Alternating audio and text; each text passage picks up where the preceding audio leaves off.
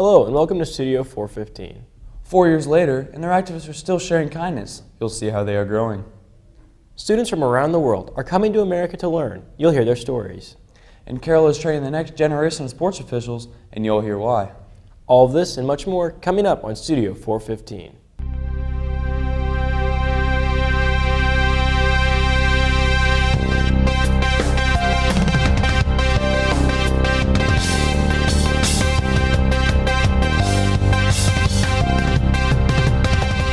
Welcome to Studio 415. I'm Luke Relu. And I'm Balin Height. Blue boxes mixing it up at lunch and passing out candy have been sparking the interest of Carroll students. All these activities are sponsored by a club that is present here, as well as many elementary schools in the district. Carroll High School's Random Act of Kindness activists are doing a lot more than meeting on Wednesdays. Studio 415 reporter Claudia Hitzman was able to talk with the leaders to understand what the RAKtivists are doing. CHS is one of many clubs to become involved with our district and student body. The RAKtivists showed me what it means to show kindness to others. Starting 4 years ago, this club has grown in size and made an impact on other people. Students have heard so much about RAKtivists, but many do not understand what all goes into it. RAKtivist sponsor Carrie Weishart says this club has really taken off. We've grown, and I think we've really been able to focus, not only here at Carroll, but now we have RAKtivist clubs at all but 2 schools in the whole district. While the main club is here at our school, the future Chargers are jumping into this opportunity. Elementary and middle school students are eager to impact the Northwest Allen County School District as well. It's called our League of Kindness, and basically what it is we're spreading different RAKtivists, little tiny baby RAKtivists in different schools, and they all have these little red shirts on, and they were all just so enthusiastic about being kind, and I cannot wait till I get to the high school and we get to continue it on. Just recently, the Eel River RAKtivists were able to be involved in a trunk or treat. Cars and children were dressed up in hopes to lift the spirits of the people at Byron Health Center by giving out candy. The elementary students have helped out the community in many different ways within the past few weeks. Back in September, the young RAKtivists collected food and necessities for the survivors of Hurricane Harvey. They were eventually able to fill 2 cars and 1 van with the items they gathered. More recently, they have raked leaves for the elderly as an act of kindness. It's really cool to see all the little kids get involved in ways that we do too, and it's just awesome. There are many ways to be involved in the Carroll RAKtivist Club. You can join the meetings during activity period on Wednesdays, do a random act of kindness like this, or be involved in the Big Blue Box by giving third-party compliments. For Studio 415, I'm Claudia Hitzman. Many different cultures and communities meet at Carroll to learn together. Studio 415 reporter Dylan Yates visited with the foreign exchange students to see how they integrate into American culture and education through the Multicultural Club.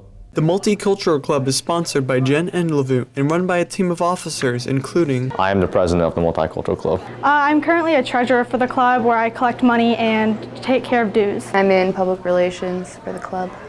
Additional officers include Vice President Ben Lee, Secretary Elena Goshev, and Public Relations Officer Demi Wilhelm. The club meets every 3 weeks. During club meetings, different members of the club give presentations on their ethnic heritage or culture they are interested in.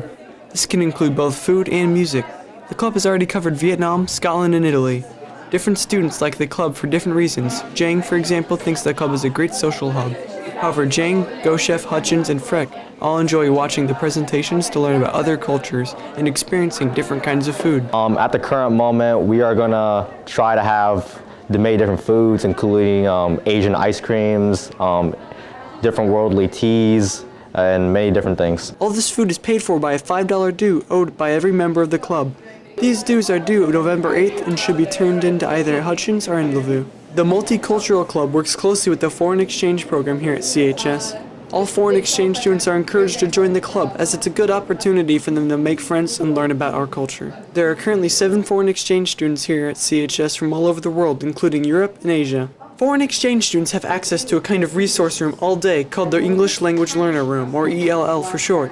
They come down to the ELL room during their study hall or anytime they need help. Sandy Canaveral is the ELL teacher, and she helps students work through questions by paraphrasing and divining words they are unfamiliar with. I had a student from Africa, Judy, and she came with no English background at all. And we just started just showing and pointing to things. Like I will say, my shirt is red. Canaveral has been at CHS for 9 years. Before she came to CHS, she was a social worker for 7 years.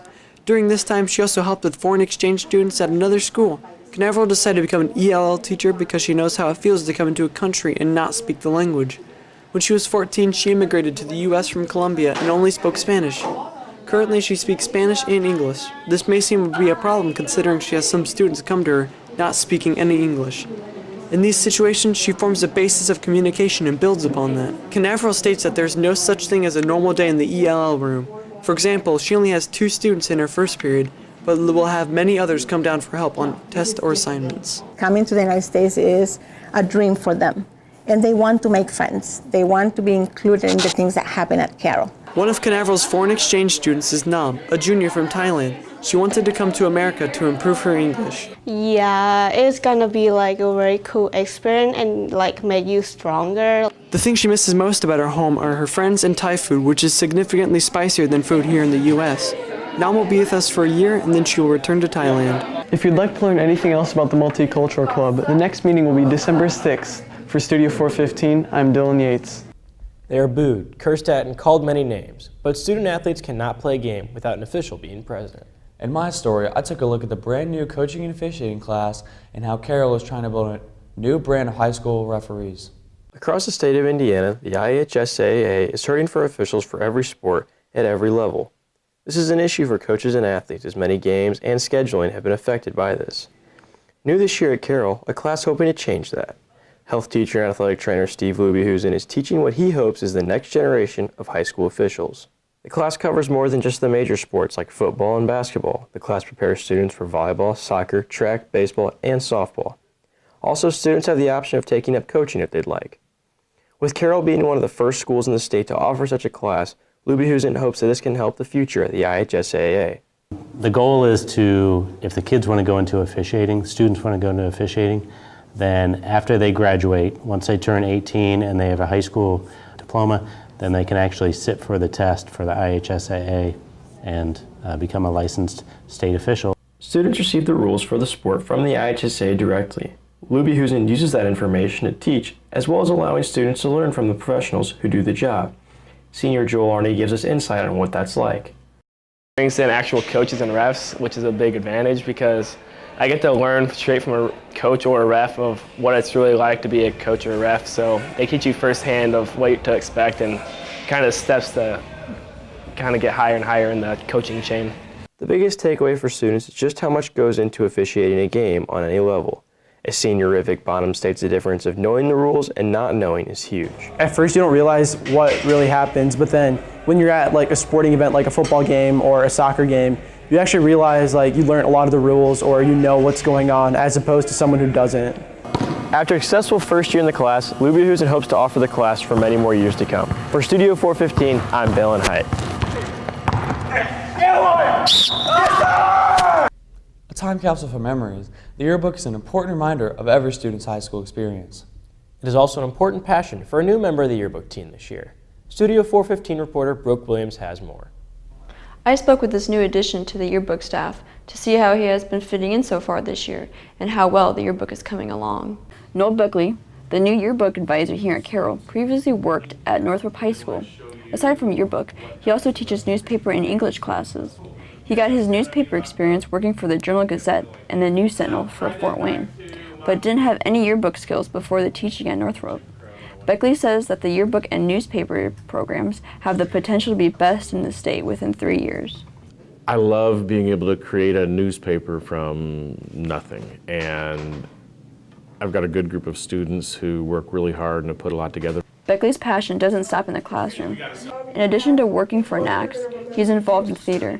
In past years, Beckley performed at theaters such as the First Presbyterian Theater and the Civic Theater, in plays like Shakespeare's Taming of the Shrew, One Flew Over the Cuckoo's Nest, and A Christmas Story. He is currently rehearsing for Peter and the Starcatcher, a play about Peter Pan, at the Fort Wayne Arena Dinner Theater. Peter and the Starcatcher right now is kind of like the prequel to Peter Pan. How did he get his powers? How was he able to fly? Where did the hat that the little boy that one of the Lost Boys wears, where did that hat come from? Beckley's newspaper class which creates articles for the Charger online, writes and publishes stories every day for the semester here in his classroom. On top of that, he puts around 25 hours a week into the yearbook over the summer. To come up with the yearbook themes each year, the students, such as the editors Kylie Hoot and Sophie Amick, go to camps such as the IU Journal Institute and Ball State. This year's yearbook theme is Picture This, and Beckley wants to try to get every Carroll student in the yearbook at least 3 times. It's neat to try and get every single person in it 3 times, and that seems almost impossible with 2,415, give or take, students, but that's the goal, and we want to hit that goal every year because every student does matter and every student is important. For Studio 415, I'm Brooke Williams. That's all we have for you today. Thanks for watching. If you have any story ideas that you would like to see covered, mention them to any of the students in the credits or Mr. Johnston. For all of us here at Studio 415, have a great week, Carroll.